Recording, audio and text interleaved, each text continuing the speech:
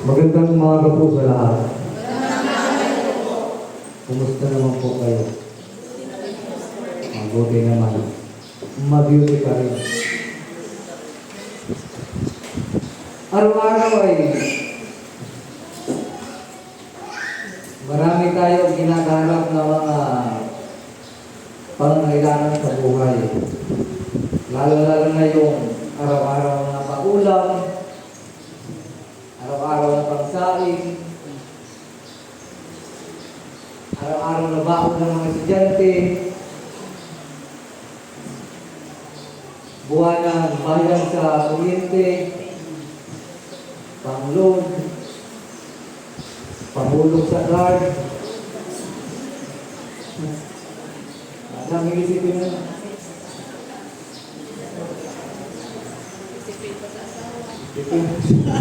Kaya pasasaw. Ang dami natin isipin sa buhay. Minsan naisip pa ba natin yan doon? Gusto ba? Ano ba? Naisip pa ba natin? Sa buhay na ito, bahagi talaga yung o hindi natin maiwasan yung pangangailangan natin bilang isang tao. Lalo kasi pangangailangan ng ating katawan.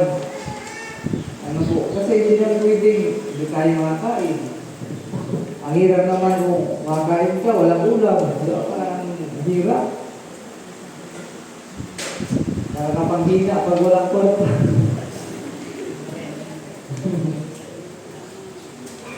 At yun ay bahagi sa buhay ng tao.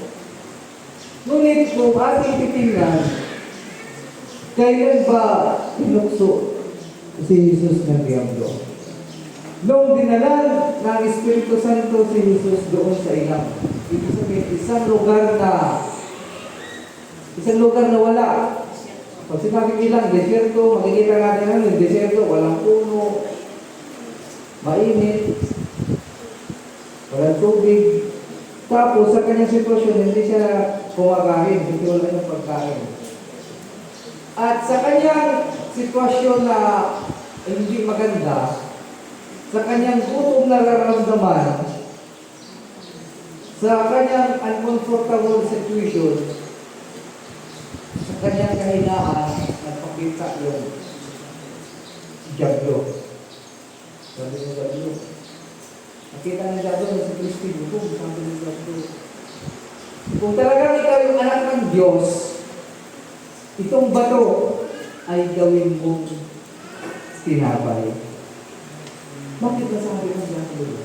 Kasi alam ng Diablo na si Kristo ay may kapangyarihan.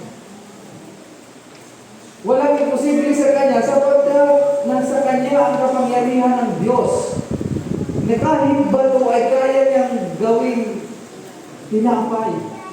Ngunit sa pang-udyok ng Diablo sa kabila ng kanyang gutom na nararamdaman, pinili at pinakita ni Jesus na hindi kawalan ang material na bagay sa kapangyarihan ng Diyos. Kaya nga ang sagot ng ating Panginoon ay hindi lang nabubuhay ang tao sa tinapay, kundi sa bawat salita ng Diyos. Sa ganitong bagay, ipinahayag ng ating Panginoon na sa kabila ng ating kawalan, sa kabila ng ating kahinaan, doon pumapasok ang masamang espiritu upang tayo akitin na makagawa ng masama. Kaya,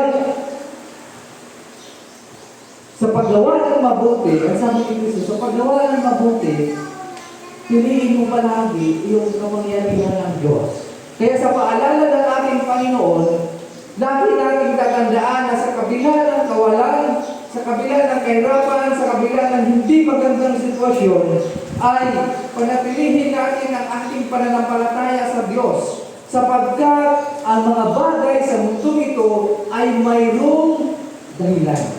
At yun ang gusto ni Kristo na makita natin sa kabila ng hindi magandang sitwasyon, ay dapat panatilihin natin ang ating paningin sa kabutihan ng Diyos. Sapagkat ang komportableng buhay ay maaaring gagamitin ng Diablo upang bunagin tayo sa katotohanan at higit sa lahat sa ating pananampalataya. Amen. Kaya minsan ay sa kahirapan ng buhay, minsan nawawalan tayo ng time. Sa wala mong pamilya, diyan. Wala ang kwarta ngayon, kailangan mong kumita. Kaya sa kanya mo na yung pagsimpa. Sayang yung kikitain mo ngayong araw kung magsimpa ko. Kung ganun na yung ating kaisipan, nakakalimutan na natin na ang buhay ay dumadaloy doon sa salita ng Diyos. Sapagkat, mga kapatid, ang pangangailangan ng katawan ay palaging ginagamit ng masamang espiritu ng Diablo sapagkat ito'y bahagi ng ating kahinaan. Ang ating pangangailangan ng pagpisikal ay bahagi ng ating kahinaan bilang isang tao. Ngunit tatandaan natin na hindi na mas mahalaga ang buhay at ang buhay ay nagmula sa Diyos. Ang buhay ay magkaroon ng kalakasan kung titignan natin na ito'y nagmumula sa Diyos. Kaya sa pagpapahayag ng ating Panginoong Jesucristo laban sa Diablo, sinasabi niya na maliwanag sa Kanya na ang buhay ay hindi nakabase sa mga material na bagay, kundi ang buhay ay dumadaloy sa pamamagitan ng pagpapala at biyaya ng Diyos sa pamamagitan din ng pakikinig ng Kanyang mga salita. Amen. Kaya mga kapatid, huwag tayong magpaalipin sa mga material na bagay. Sapagkat ang material na bagay ay kadalasan itong ginagamit ng Diablo upang tayo'y biglasin. Na sa halip na minsan ay pagtuunan din natin ang pansin ang salita ng Diyos, ay nakakalimutan natin na ipahalagahan ito sapagkat nakatuon tayo kung ano yung ating kakainin, kung ano yung ating gamitin, kung ano yung ating iinumin, at kung ano-ano pang mga bagay na magpapasatisfy. Minsan sinasabi natin sa ating mga cravings. Kaya ayon sa Ebanghelyo ni San Matthew, huwag kayong mag-alala sa anumang inyong kakainin at inumin o darating sapagkat bago pa ninyo hilingin yun, ay alam na ng Diyos ang inyong mga pangangailangan. Amen. Alam na ng Diyos kung ano yung ating pangangailangan. Ang naislaan ng Panginoon na may pahayag natin ang ating pananampalataya para sa Kanya upang maging kalakasan natin ito sa ating pagsunod, panambahan at pananampalataya. Kaya mga kapatid, huwag sanang maging kakompetensya ng Diyos ang mga material na bagay sa buhay natin. Huwag sanang maging kakompetensya ng Diyos ang pang-pisikal na pagkain para sa ang spiritual na pagkain para sa ating sarili. Kaya nga, ang sabi ni San Pablo, na kahit malakas ang ating katawan, kung mahina naman yung ating espiritu, hindi pa rin tayo makagawa ng mabuti. At ganoon din, kung mahina din naman kung malakas man yung espiritu, mahina ang katawan, hindi ka rin makakapag-impul. Kaya hindi lang dapat pisikal na katawan yung ating palalakasin, kundi ang ating spiritual na spirito. Sapagkat ang spiritual na kaludungan at spiritual na kabusugan natin ang siyang magpapalakas sa atin para sa paggawa ng mabuti. Amen. Amen. Dahil alam ng Diyos na tayo mga tao ay nahihirapan at mahihirapan tayo magiging mabuti sa sitwasyon na doon tayo sa pangit na mga pangyayari. Kaya nga ang mga bagay na ito sa unang linggo ng Kwaresma pinaalala ng Diyos na kailangan natin maging mabuti sa kabila ng mga kasamaan at hindi magandang nangyayari sa ating paligid. Sapagkat naging natural sa atin at madali ang gumawa ng hindi mabubuting bagay sa mga pangit na sitwasyon. Halimbawa, paano ba magpapakita ng kabutihan at pagmamahal sa harap ng isang taong binabastos ka? Magawa mo kaya pakikitunguhan ng maayos yung taong nagnakaw ng manok mo? Ninakaw yung tumbling mo. Tapos mangingin pa sa iyo ng karulad. Ako yung manok mo. Ako yung nahihigad yan ng karulad at alagay ko lang sa manok na ninakaw ko sa inyo na gawin. Magawa mo kayo hindi sa pagkatawad. Mamadali sa ating mag-react sa isang pangit na mangyayari, isang reaksyon hindi maganda. Pero ang manatiling mabuti at kalmado sa kabila ng hindi magandang sitwasyon ay napakahirap. At ito yung pinakita ng Panginoon sa kabila ng kanyang matinding gutom. Pinakita niya yung kabutihan laban sa diablo. Hindi nabubuhay ang tao sa pinapay, hindi sa bawat salita ng Diyos. Gutom si Kristo ng panahon ngayon. Kaya mga kapatid, kailangan natin yung tulong ng Diyos sa pamamagitan ng pagpapalakas ng ating espiritual. Kaya sa pagpapaalala ito, ibinakita ni Kristo na palakasin din natin ang ating espiritual na aspito sa buhay na ito upang sa bawat problema ang ating kakaharapin, makakagawa tayo ng isang maayos at magandang solusyon. Kaya dahil sa kahinaan ng ating espiritu, minsan sa bawat problema, dinadaanan lang natin sa Panginoon. Amen. Pag may problema, inom. Pag broken hearted, inom. Diba, gano'n? Pag namatayan, inom. Pag birthday, inom. Ito ano? Sama na ngayong loob, at inom ka pa Ano nangyayari? May solusyon bang nangyayari? Kaunting pagtatalo lang, inom. Dahil galit, nasapak mo yung asawa mo na pabarangay ka tuloy. Di mas lalong lumala yung problema. Bakit dapat karupok ng ating espiritu para maging matatag sa hamon ng buhay?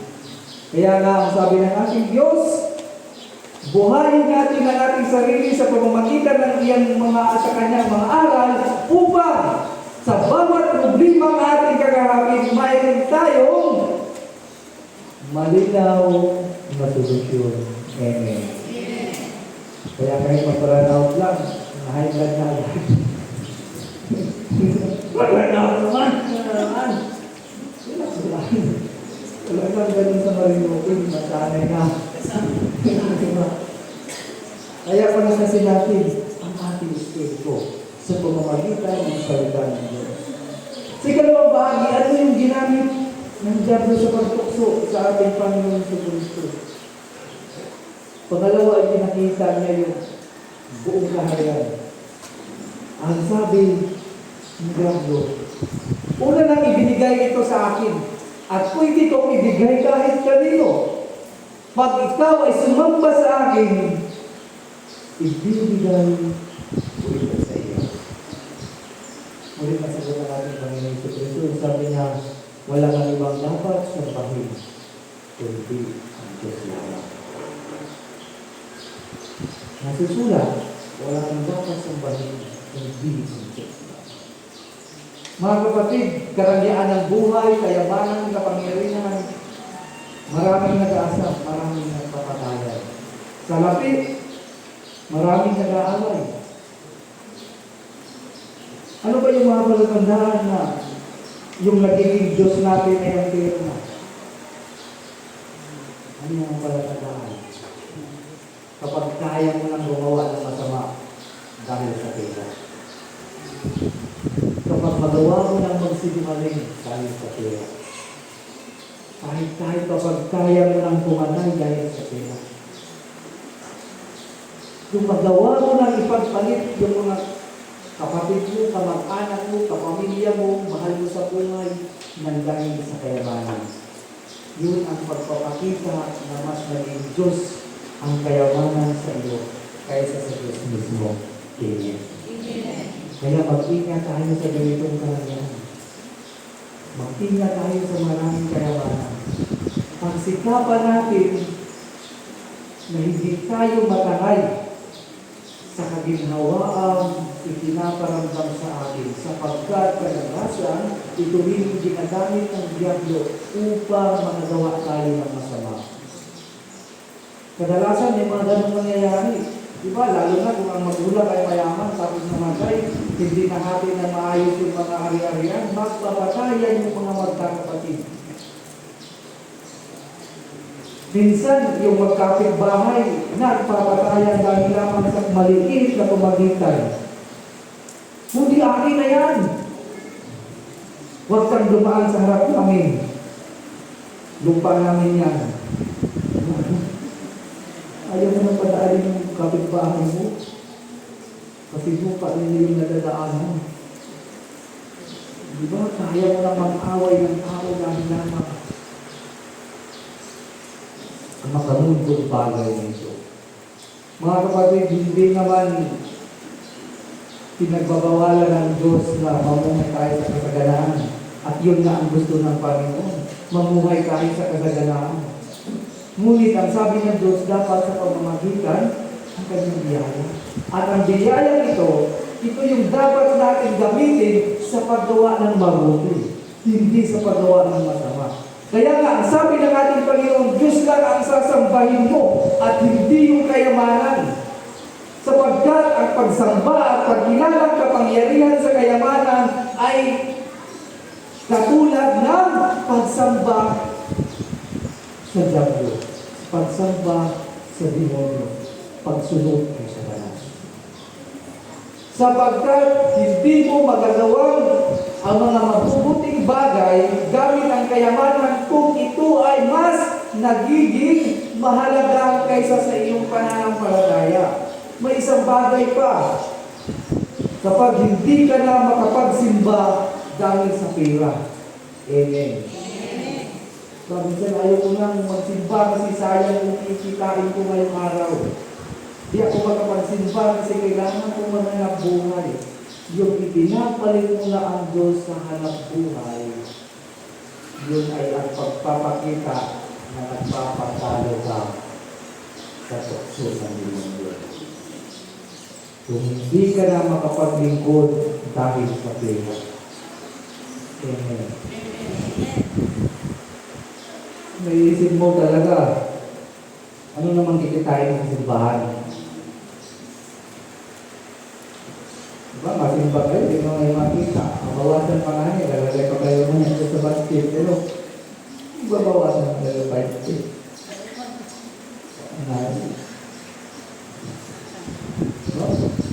Pwede, puro libo-libo ng basket. Naalagay siguro. Kumita pa ba yun?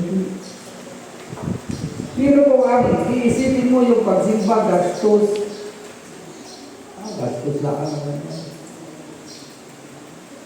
Ang pagiging aktibong libro ay gastos at pangabala sa buhay.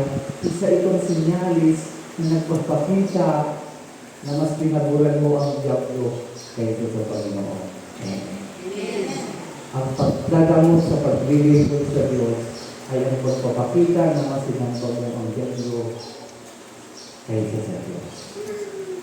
Kaya mga kapatid, ito yung pagpapahayag ng ating Panginoon sa Kristo.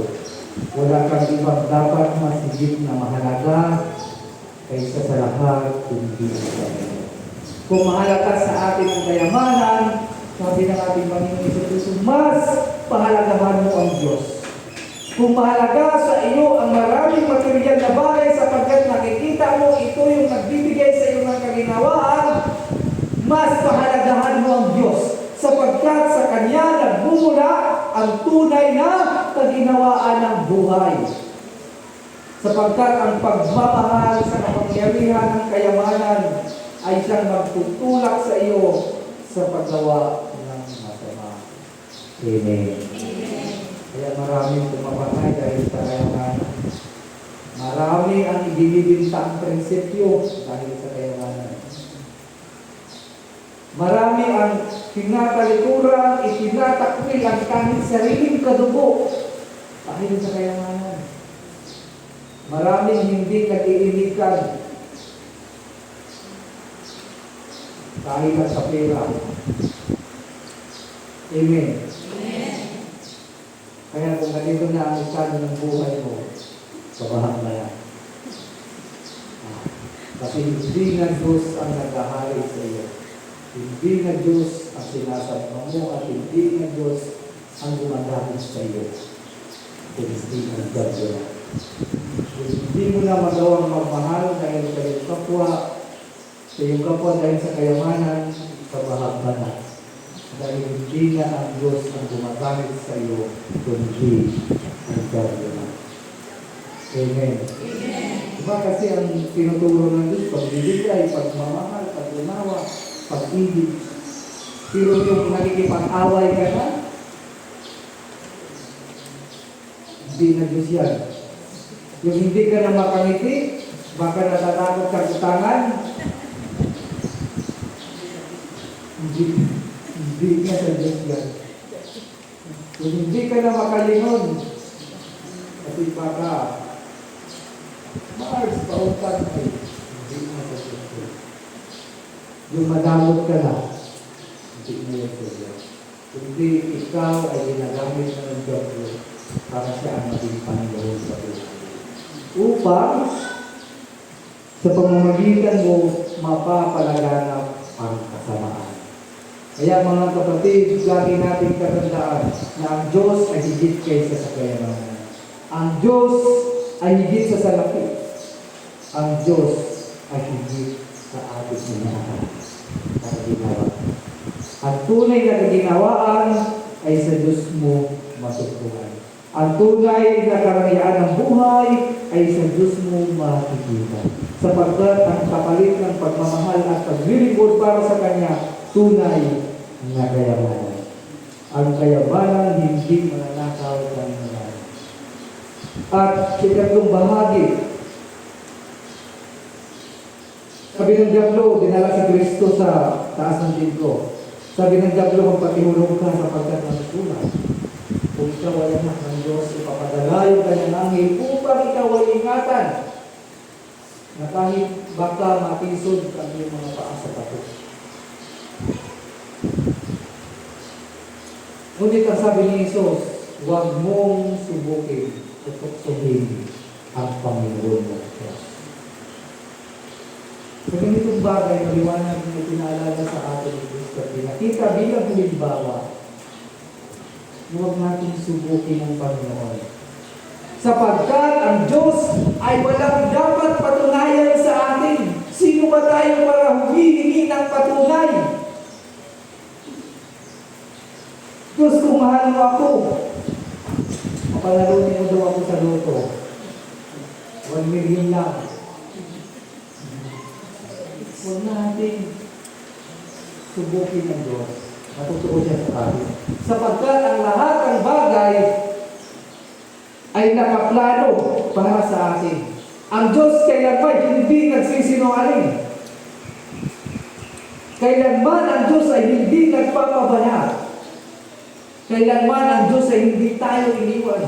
Totoo at tapat siya sa kanyang pagmamahal para sa atin. Kaya mga kapatid, sabi ng ating Panginoon, hindi mo dapat kailangang pagdudahan ang pagmamahal ng Diyos. Sa kabila ng mga pangit na sitwasyon at hindi magandang pangyayari sa mga kabiguan sa buhay, hindi mo dapat pagdudahan ng Diyos. Bagkus sa pagpapahayag na ito pinakita ng ating Panginoon, mas lalo higit ipakita mo ang matibay na paniniwala at pananampalataya sa Kanya kahit sa napakapanit na sitwasyon. Kahit sa magulong mundo, patuloy na ipakita mo ang totoong pagmamahal sa Kanya sapagkat sa pasimula pa lang, hindi nagdalawang isip ang Diyos na patuloy Kanyang mahalin. Sapagkat kahit ang tao'y nagkasala, patuloy pa rin tayong nabubuhay. Bakit? Dahil nandoon pa rin ang pagmamahal ng Diyos. Sino ba dito yung wala pang nagawang kasalanan sa Panginoon? Sinong walang kasalanan sa Diyos? Sino wala? Sinong hindi pa nakapagdula kahit isang beses? Sino yung hindi pa nakipagdismisan? Pero bakit buhay pa rin tayo kahit tayo nagkasala? Sa kabila, paulit-ulit na pagmumura, bakit nabubuhay pa rin tayo hanggang ngayon? Dahil nandoon pa rin yung pagmamahalan niya sa atin. Isipin ninyo mga kapatid, kung bawat pagmumura patay agad, patay na lahat. Ilang lang bang matitira? Tao sa mundo. Diba? Sa bawat pang-titismi sa buhay na ipapatay agad, may matitira pa bang tismusa?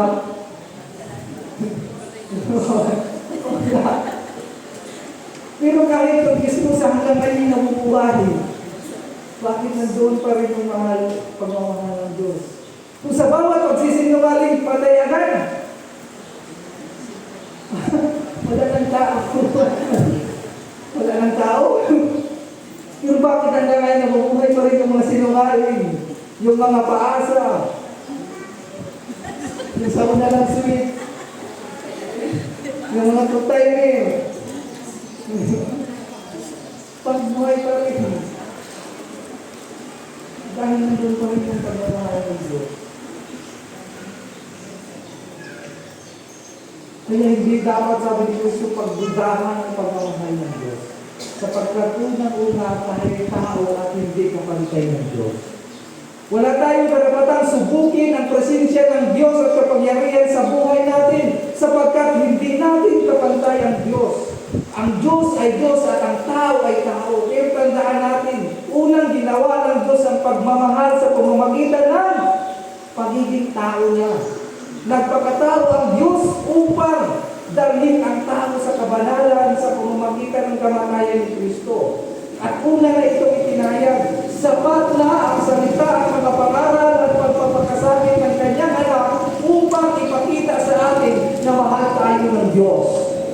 Kaya sa kabila ng mahirap na sitwasyon, mahirap na buhay, kawalan, kahirapan, ipakita pa rin natin ang pananampalataya sapagkat doon tayo mas lalong pagtibayin ng Diyos. Kaya nga sa bandang ulit umalis ang Diablo sapagkat nakita niya kay Kristo na ang kanyang pananampalataya at pananalig ni Kristo maliwanag sa kanya na kahit mahirap ang sitwasyon, nandoon ang kanyang katapatan sa Panginoon. Amen.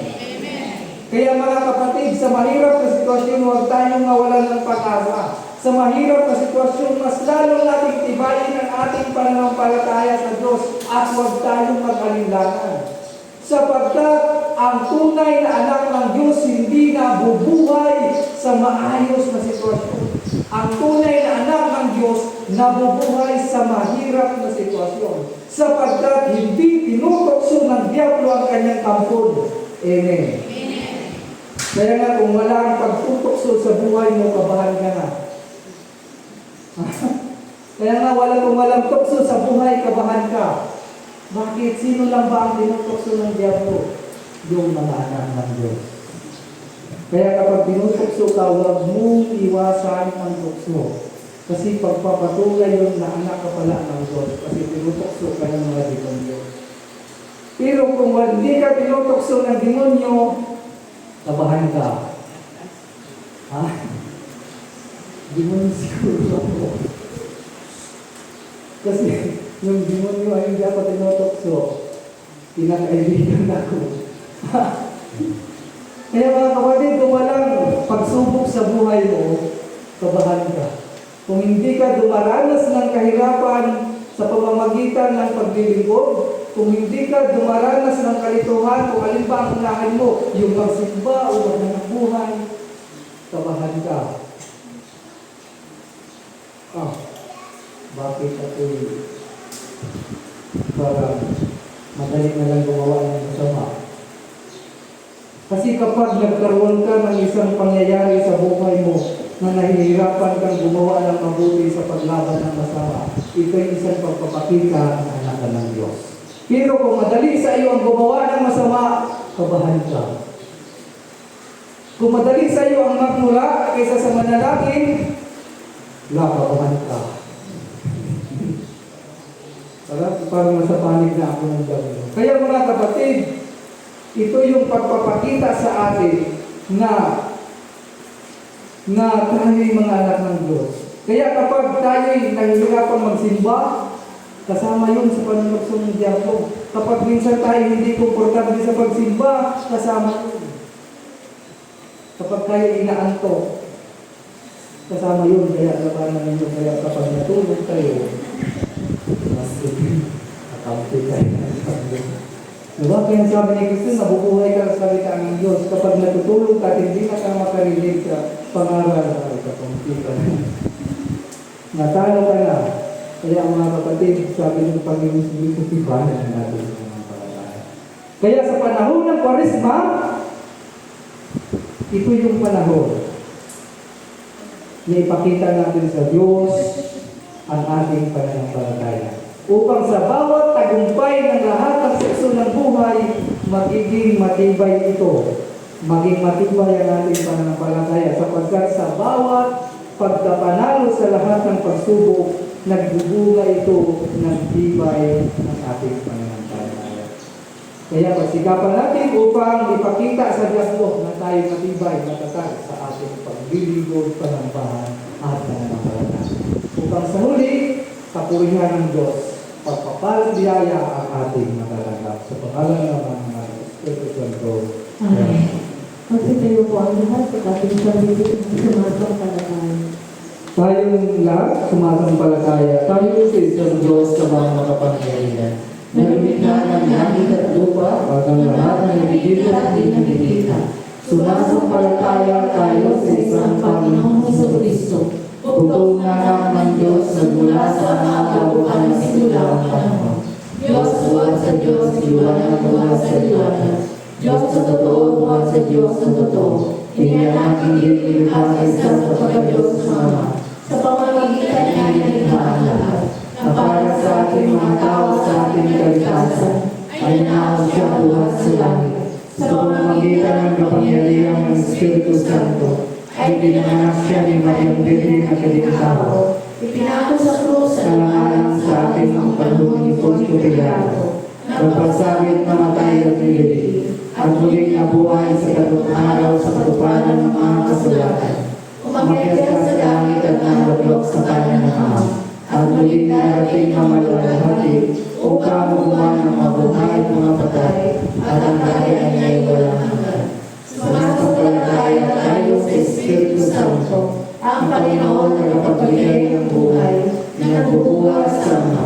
Sinasamba siya at niluwalhati sa kama ng lahat ng lahat. Nagsalita siya sa pamamagitan ng mga propeta. Nananalig tayo sa Iglesiang iisa, banal, katolika, apostolika. Naniniwala tayo sa isang binyag sa ipagkakatawad ng mga kasalanan.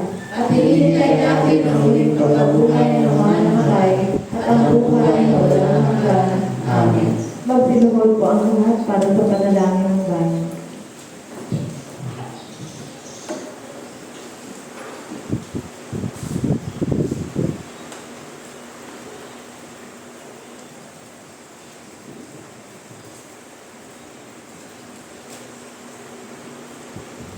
Sa Diyos ang mga nakagagawa ng lahat ng bagay na kaya nating hingin, ay lungkot tayo at magpakumbaba upang kanya igawad ang kanyang awa.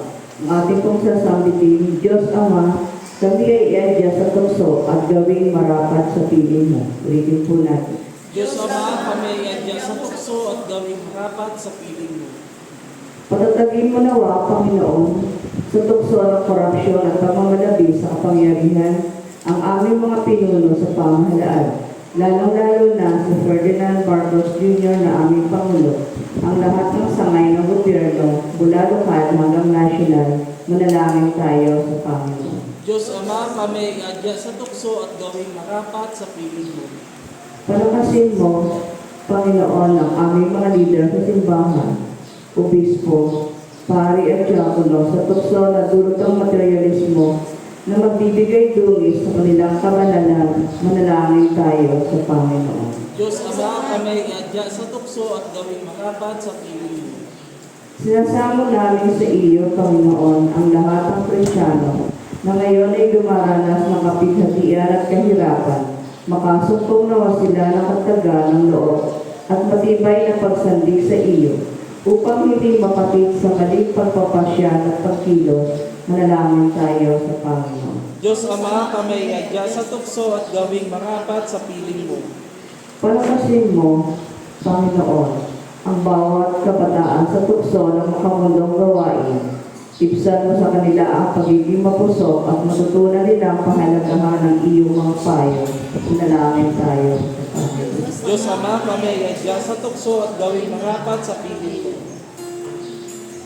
Isang katauhan ay pagkaloob mo ang iyong nakalangit na biyaya, lalo-lalo na sa second Sunday Mass Sponsor, sa magdiriwa at nagdiriwa ng kanilang kaarawan na sina Dodo Americana, Perlito Perlas, Rose Andre, Yayi Lasa, Liz Isabel Saludes, Jole Alcueno, and Sarah Perlas. At sa kongregasyong ito, bigyan at tanggapin nawa nila ang iyong banal na salita nang may kawabaang loob at masunurin puso at paglikuran ka ng may katapatan sa lahat ng araw ng kanilang buhay. Manalangin tayo. Diyos Ama, kami iadya sa tukso at gawing marapat sa piling mo. Para sa mga may karamdaman, pisikal at mental ay daluyan nawa ng grasyang mong banal, Panginoon.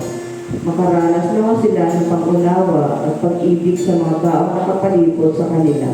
Manalangin tayo sa Panginoon. Diyos Ama, kami iadya sa tukso at gawing marapat sa piling mo.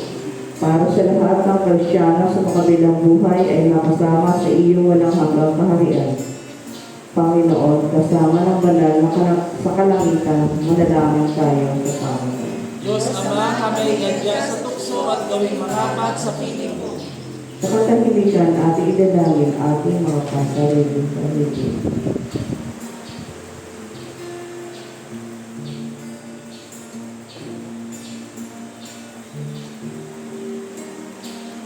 Manalangin tayo sa Panginoon. Diyos Ama, kami iadya sa tukso at gawing marapat sa piling mo.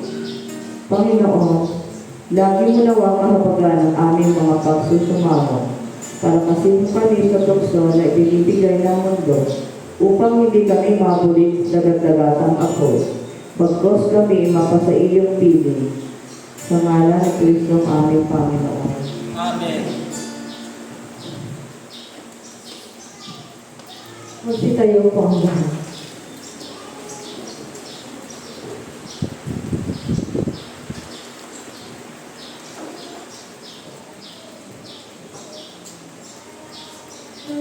Mga kapatid sa katawan ni Kristo sa pamagitan ng isang Espiritu, tayo lang naging isang katawan ng tayo binigyan. Pagdating namin ang pagkakaisa na dulot ng Espiritu sa bigis ng kapayapaan. Ang kapayapaan ng Panginoon ay laging nawang sumainyo. At sumainyo rin. Magpadayan tayo ng kapayapaan sa isa't isa. Peace be with you. Peace.